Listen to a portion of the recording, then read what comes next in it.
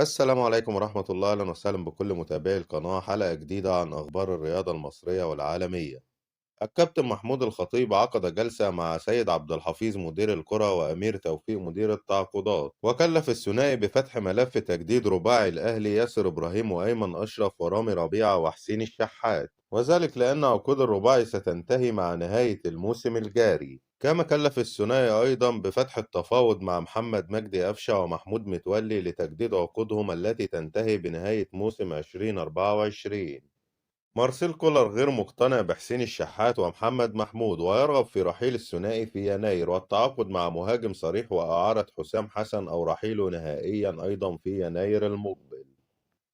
مارسيل كولر يطلب من الكابتن محمود الخطيب رئيس الأهلي ضم 4 صفقات خلال شهر يناير: مدافع ولاعب خط وسط ومهاجم أجنبي قوي وجناح أيسر، وطوارئ داخل النادي الأهلي لتنفيذ مطالب المدرب السويسري. وتم عرض بعض الأسماء على المدرب قبل الدخول في مفاوضات مع الأندية.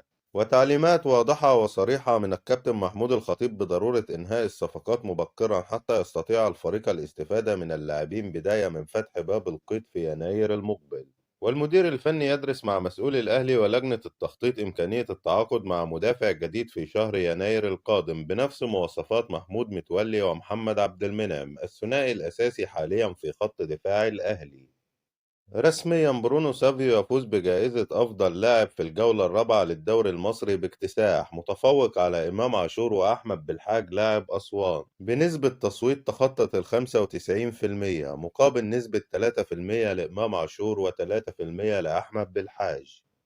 موقع فوتوسبور التركي: جالاتا سراي وبشكتاش يتصارعان مع سيلتيكا الاسكتلندي للتعاقد مع محمد مجدي قفشة في يناير المقبل.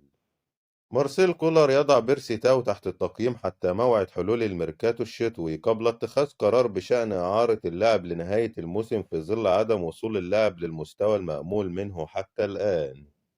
أحمد شوبير: أزمة عقوبة محمود كهربا في طريقها للانتهاء، حيث اتفق الأهلي على دفع نصف قيمة الغرامة واللاعب نفس الأمر وافق على دفع النصف الآخر، والأقرب حتى الآن هو دفع قيمة الغرامة مع قرب نهاية شهر ديسمبر الجاري ليعود كهربا من جديد للمشاركة في المباريات القادمة. النادي الأهلي يستعد لتقديم شكوى جديدة للأعلى للإعلام ضد قناة الزمالك بعد اتهام أحد العاملين بالقناة بأن النادي الأهلي يدفع رواتب شهرية للحكام. بعد تمرد المدير الفني وتدخل أحمد دياب رئيس رابطة الأندية ومحافظ الغربية بابا فاسيليو، عدت مرة أخرى لفريق غزل المحلة وأنا سعيد للغاية لأن أزمتي مع الفريق تم حلها وتم تعديل تعاقدي والأمور تسير بشكل طبيعي وسأقود الفريق أمام الأهلي. أحمد حسام ميدو: طبيعي إن الأهلي دي تكون نتايجه لأنهم ريحوا اللعيبة بعكس الزمالك اللي حرق جامد في آخر 100 متر الموسم اللي فات وما ريحوش اللعيبة تماما. وبعض الصفحات الجماهيرية الشهيرة المنتمية للزمالك تم شرائها من قبل خصوم للزمالك ومسؤوليه في الفترة الأخيرة، وتأكدت من ذلك بما كتبته تلك الصفحات مؤخرا عن المدير الفني واللاعبين.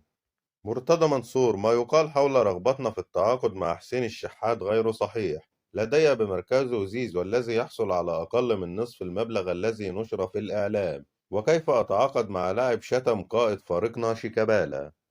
عامر حسين رئيس لجنة المسابقات: عن تحطيم كراسي استاد برج العرب من قبل جماهير الزمالك بعد التعادل أمام المصري لم يحدث بسبب الغضب ولكن بسبب وقوف جماهير الزمالك على الكراسي أثناء التشجيع، ومراقب المباراة لم يرصد أي تجاوزات، فهناك فارق بين الشغب والحماس. السنغال تغادر كأس العالم بعد الهزيمة بثلاثية أمام المنتخب الإنجليزي الذي ضرب موعد لمواجهة المنتخب الفرنسي في الدور ربع النهائي.